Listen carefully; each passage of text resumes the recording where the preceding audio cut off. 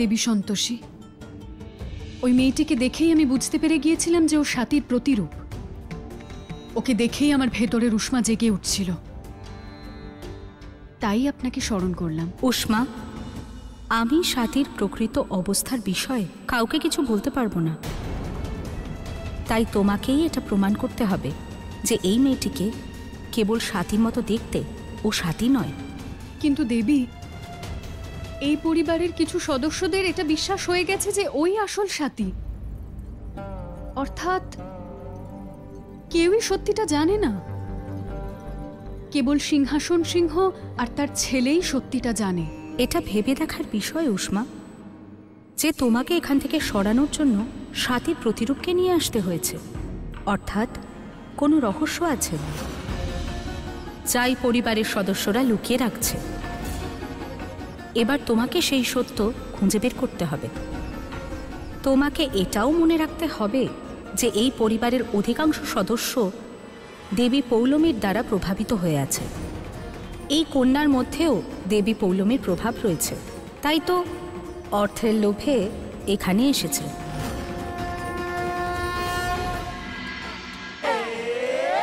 বাবলি, আমার নাম হলো বাবলি।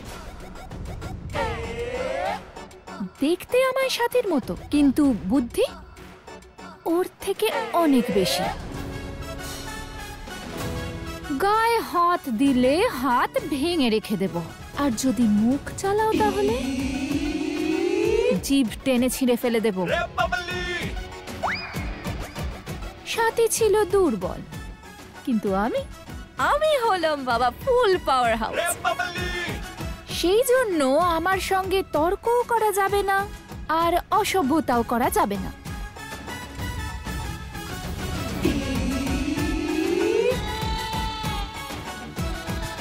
শোনো না, আমার মনে হচ্ছে স্বাতী ওরা দুজনে মিলে ষড়যন্ত্র করছে তোমার কাছ থেকে টাকা হাতানোর জন্য।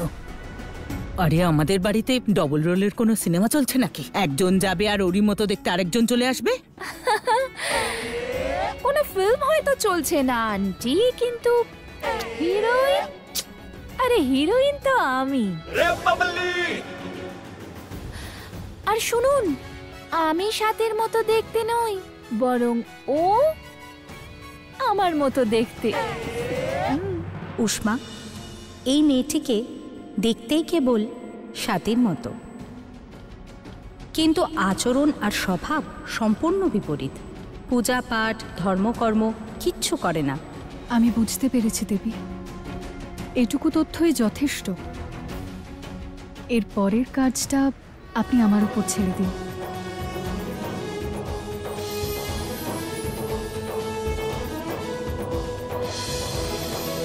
আরে তুমি নিশ্চিন্ত থাকো কুন্তি দেবী, ওকে আমি এই ক্লার্কের ভাইজিকে বাড়ি থেকে তাড়ানোর জন্যই এনেছি। কিন্তু আরে আরে কত কথা বলেন আপনি। আচ্ছা আঙ্কেল, কতদিন সহ্য করছেন ওনাকে? এই ধরো 30-32 বছর। আরে ধন্য আপনি, ধন্য। 30-32 বছর কি আর করা যাবে। কিন্তু বাবা, ও যদি সাথী না হয় তাহলে আসল সাথী কোথায়? যেখানেই থাকুক তাতে আমার কি যায় আসে? হ্যাঁ তাই তো, ও যেখানে খুশি থাক, আমাদের কি? সন্তোষী এত নাটক করছিল যে ওকে আনতেই হলো। এও নাটক করে ওকে নিজের বাড়িতে নিয়ে যাবে, তারপর 2-4 দিনে নিজের কাজ সেরে ফুরুত। এই কাজের জন্য ওকে 5 লাখ টাকা দেব। 5 লাখ?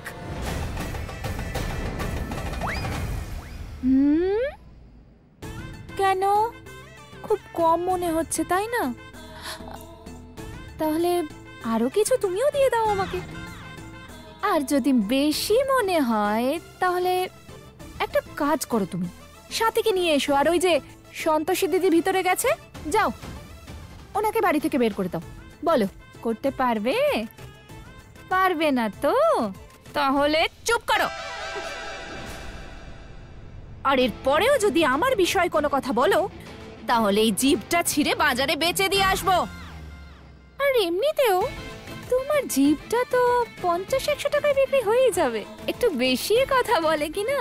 কততে বিক্রি হবে? এই শোনো, তুমি আমার সঙ্গে বেশি লাগবে। এই আরে বৌদি থামো না,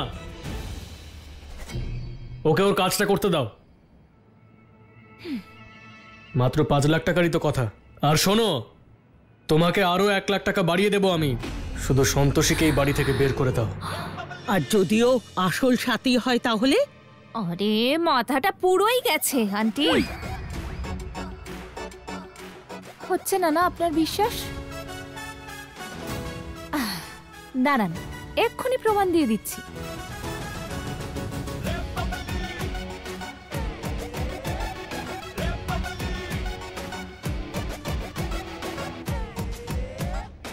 এটা হলো, ওখান থেকে দেখা যাচ্ছে? যাচ্ছে না তো? এদিকে এসো, এসো।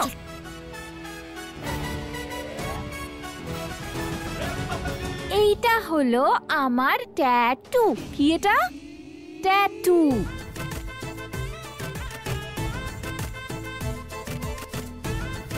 এটা আমার পায়ে তবে থেকে আছে, যখন আমি এর থেকেও ছোট ছিলাম।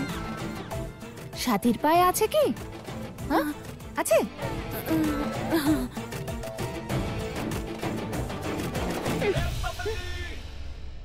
নতুন কি নাটক হচ্ছে এখানে?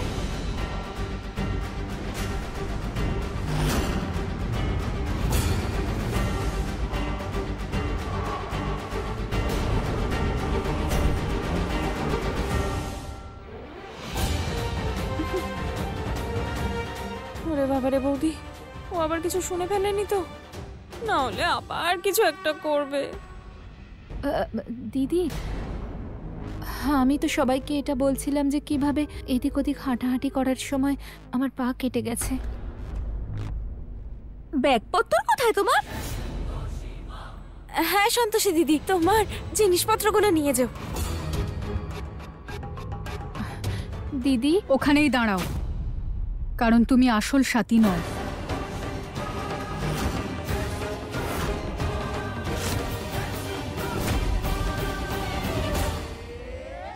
আরে তাহলে কে আমি?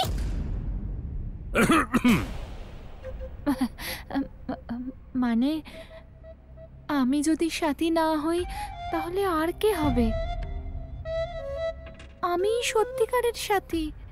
কি করে বিশ্বাস করাই তোমায়? আচ্ছা, আমার চুল দেখে তোমার এরকম মনে হচ্ছে না তো? কি বলি বলো তো, ওই বেনারসে আমি যার বাড়িতে ছিলাম না, তার পার্লার ছিল, তাই জোর করে আমার চুলটা এরকম করে দিয়েছে। আরে আমি আসল সাথী, কি করে বিশ্বাস করাই তোমাকে? আচ্ছা, ইন্দ্রর ব্যাপারে কিছু বলছি। হ্যাঁ, ইন্দ্রর সঙ্গে আমার তখন দেখা হয়েছিল যখন ও বাবার জন্য রাস্তা আটকে দাঁড়িয়েছিল।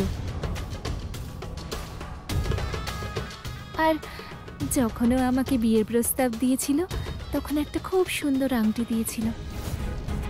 আর যখন আমরা ঝুপড়িতে থাকতাম তখন সব সময় আমাকে বলতো, তোমাকে রাজমহলে নিয়ে যাব, তোমার জন্য এই করব সেই করব। আর কি কি বলবো তোমাকে যাতে তোমার বিশ্বাস হয় আমি সাথী। আসতে হচ্ছে না। সাথী,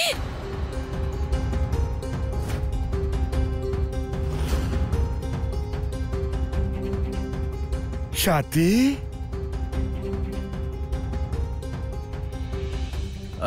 আরে আসুন আসুন, প্রথমবার সঠিক সময় এলেন।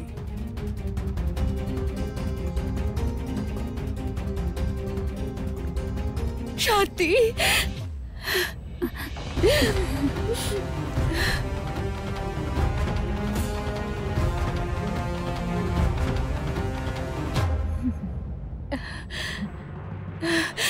মা, সাথী, কোথায় চলে গেছিলি তুই?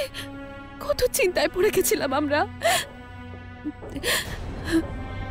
সাথী, প্রথমে তো আমি বিশ্বাসই করতে পারিনি যখন সিংহাসন বাবু ফোন করে আমাকে তোর কথা বলল।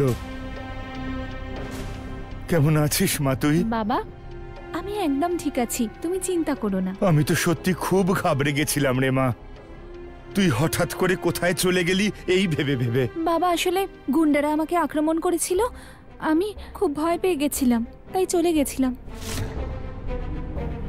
ভেবেছিলাম আমার জন্য তোমরা যেন কোনো সমস্যায় না পড়ো, তাই ফিরিনি। আর তোমরা জানো, আমার ফোনটাও ভেঙে গেছিল, তাই তোমাদের ফোনও করতে পারিনি। তারপর আমার ইন্দ্রর আর তোমাদের কথা এত মনে পড়লো যে ফিরে এলাম। এই মেয়েটার কথা তো স্বাতীর মা বাবাও বিশ্বাস করে নিচ্ছে। কি করে বলবো ওনাদের যে ও নাটক করছে? চল মা, চল বাড়ি চল, তোকে এখানে আমরা থাকতে দেব না। সন্তোষী মা, তুমিও আমাদের বাড়ি চলো। আমি এখান থেকে কোথাও যাব না। ও আসল স্বাতী নয়, দূরে থাকুন ওর থেকে। এ তুমি কি বলছো মা? ও আমাদের মেয়ে স্বাতী। শুনতে পেলে তো কি বললো তোমার পূজারিনী বোনের মা বাবা? তুমি কি ওনাদের থেকে বেশি চেনো? মাতা, দেবী উষ্মা তো আপনারই স্বরূপ। তা সত্ত্বেও ওনাকে কেন একজন সাধারণ মানুষের মতো নিজেকে প্রমাণ করতে হচ্ছে? এই বাদ বিবাদ কেন করতে হচ্ছে মাতা? দেবর্ষি, মনুষ্যরূপে শ্রীরামকেও অত্যধিক কষ্ট ভোগ করতে হয়েছিল। এমনটা তো নয় যে তিনি অযোধ্যা থেকে রাবণকে বধ করতে পারতেন না, কিন্তু ওনার জন্ম মনুষ্যরূপে হয়েছিল, সেই জন্যই ওনাকে মনুষ্য জন্মের মর্যাদা রক্ষা করতে হয়েছিল। আপনি বিচলিত হবেন না, যা হবে সেটা স্বাতী আর ইন্দ্রের পরিবারের নিয়তিতেই লেখা আছে। নারায়ণ নারায়ণ, বুঝতে পেরেছি মাতা। দেখুন সন্তোষী দেবী, আমি আমার বাড়িতে আর নাটক দেখতে চাই না। দয়া করে বাড়ি থেকে চলে যান। ও তোমার বিষয়ে যা যা বলছে তাতে কিছুই প্রমাণ হয় না, কারণ সেই সব কথা তো সবাই জানে। এরকম কেন বলছো দিদি তুমি? সব সত্যিই তো বলে দিলাম এক্ষুনি। এখন কি আমাদের গোপন কথাও বলতে হবে তোমাকে?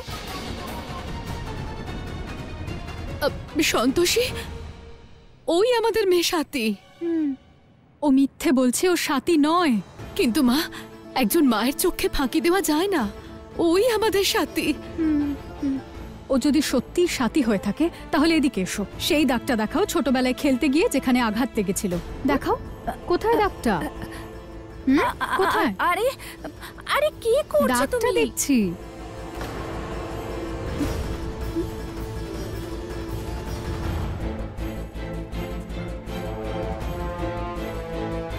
আরে আরে শোনো,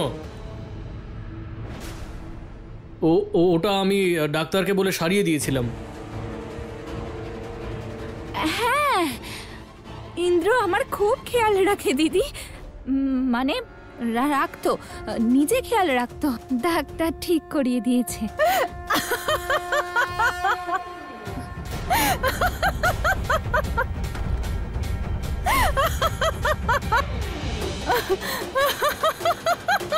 আরে মাথাটা খারাপ হয়ে গেল নাকি? হ্যাঁ, এই যে দেখো, তোমার দিদির আবার মাথা খারাপ হয়ে গেল কিনা। ওকে বাড়িতে নয়, পাগলা গারদে নিয়ে যাও। বাবা একদম ঠিক বলেছেন। দেখো কেমন খ্যাক করে হেসে যাচ্ছে। এরকম করে কি হাসে নাকি? মাথাটা পুরো খারাপ হয়ে গেছে। দিদি, আমার মনে হচ্ছে না তুমি এত বেশি চিন্তা করেছো, তাই এরকম করছো। তুমি একবার বাড়ি ফিরে চলো, সব ঠিক হয়ে যাবে। চলো চলো। ইন্দ্র দাগটা ঠিক করিয়ে দিয়েছে, সেই দাগটা যেটা ছিলই না।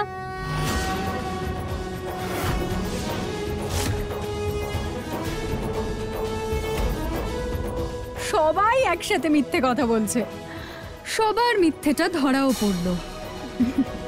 আরে সন্তোষী, স্বাতীর শরীরে কোনো দাগ আছে কিনা তাতে কিচ্ছু প্রমাণ হয় না। আমি বিশ্বাস করি যে ওই আমার মেয়ে, আমার স্বাতী। হ্যাঁ সন্তোষী, এই আমাদের স্বাতী। ও মিথ্যে বলছে, ও আসল স্বাতী নয়। আর আসল স্বাতীকে না নিয়ে আমি এখান থেকে যাব না। তাহলে ছোটবেলার একটা দাগের অজুহাতে তুমি আমার বাড়িতে থেকে যাবে? তোমাদের দুই বোনের প্ল্যান আমি ধরে ফেলেছি। হ্যাঁ, তোমরা এই বাড়িতে থেকে আমার অন্ন ধ্বংস করতে চাইছো। আরে তোমরা সপরিবারে এই নাটক করা এবার বন্ধ করো। যদি তাই হয় তাহলে তো এরকমও হতে পারে যে আপনি আর আপনার পুরো পরিবার মিলে নাটক করছেন যাতে আমরা আসল সাথীকে খোঁজা বন্ধ করে দিই। সাথীকে না নিয়ে এখান থেকে আমি যাব না, আর এটাও প্রমাণ করব যে ও আসল সাথী নয়।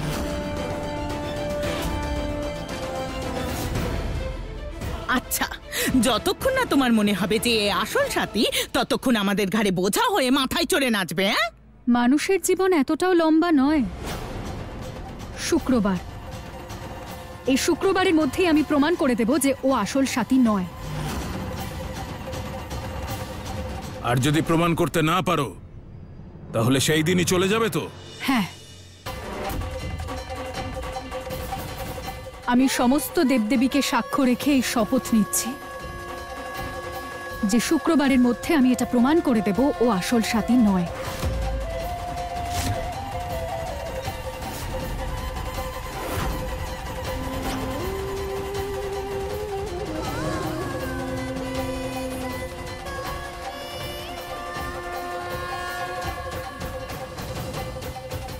ঠিক আছে, মেনে নিলাম তোমার শর্ত। জিনিসপত্র গুছিয়ে রেখো, কারণ তোমাকে এই বাড়ি ছেড়ে চলে যেতেই হবে।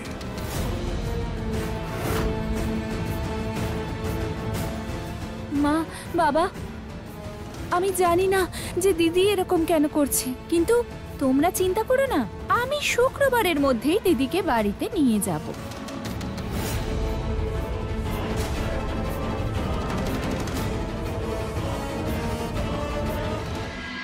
কান খুলে সবাই শুনে রাখো, একদিনের জন্য আমি 5 লাখ টাকা চেয়েছিলাম। যদি এখানে আমাকে আবার থাকতে হয় তাহলে আরো টাকা লাগবে। আরে মাথাটা একেবারে গেছে নাকি? চিৎকার করছো কেন তুমি? এই চুপ! লিপস্টিক রানী, বেশি পটর পটর করলে এক্ষুনি আমি এখান থেকে বেরিয়ে যাব। কি করব আমি? বেরিয়ে যাব। বলো, বেরোবো? বাবা, কাকে এনেছেন আপনি এটা? আর ওকে পেলেন কোথায় আপনি? আরে এই গাড়িটারও এখানেই খারাপ হতে হলো। একে তো ওই উকিল যার সঙ্গে দেখা করতে যাচ্ছি সে আবার খুব পাংচুয়াল। যদি বেরিয়ে যায় তাহলে জানি না কি প্ল্যান বলতে চাইছিল সন্তোষীকে বাড়ি থেকে তাড়ানোর। বাবা, আমি দেখে আসছি কোনো মেকানিককে পাওয়া যায় কিনা। হ্যাঁ, জাগিয়ে দেখ। আমি নিজেই দেখি যদি কিছু করতে পারি। এই, নড়বে না, হাতে বন্দুক আছে, নড়লেই গুলি চলবে। হ্যাঁ ঠিক আছে, নড়বো না, কিন্তু কে তুমি? এই, এখন কি তোমাকে বায়োডাটা দেবো আমার? ইন্ট্রোডাকশন পরে দেবো, এখন তোমার কাছে যা আছে সব দিয়ে দাও, তাড়াতাড়ি।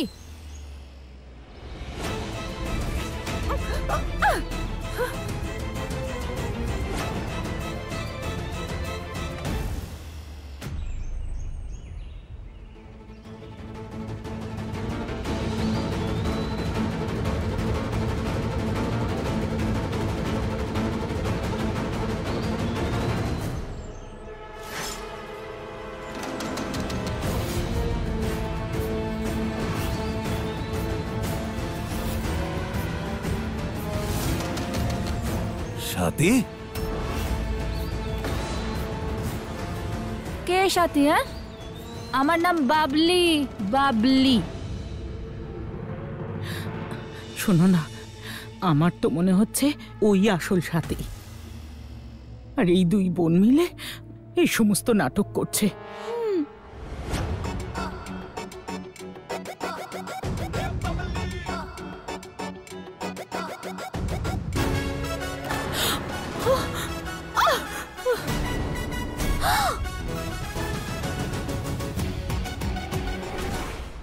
এই বোকা মেয়ে! কি কি? আমি বোকা?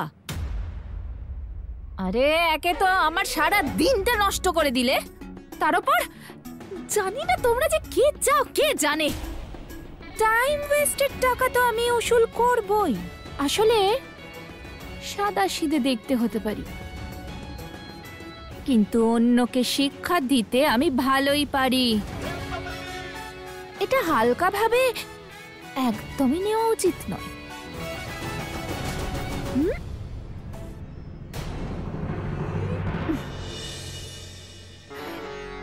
দেখতে পেলে এরকমটা ওই সাথী করতে পারতো? হ্যাঁ, সন্তোষী মায়ের ভক্ত ছিল মেয়েটা। চুরি চামারির সঙ্গে ওর কোনো সম্পর্কই ছিল না। এখানকার সুপারহিট চোর আমি, যার উপরে আমার নজর পড়ে তাকে নিমেষে খালি করে দিই।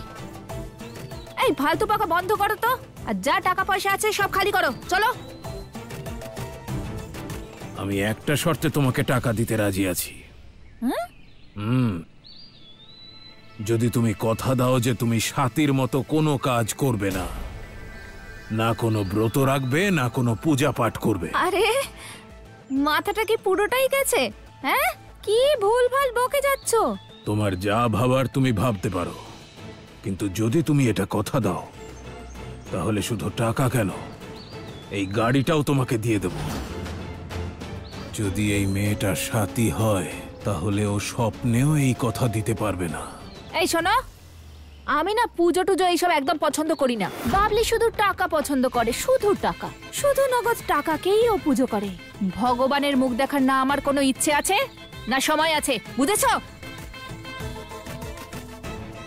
তাহলে ধরে নাও তুমি লটারি পেয়ে গেলে, সেই টাকার লোভেই ও এখানে ছুটে এসেছে। এই যে সিংহাসন সিংহ, এই ভুল ধারণায় কিন্তু থেকো না। বাবলির কাজের কোনো অভাব নেই, ঠিক আছে? আর নাও ফ্রিতে কোনো কাজ করে।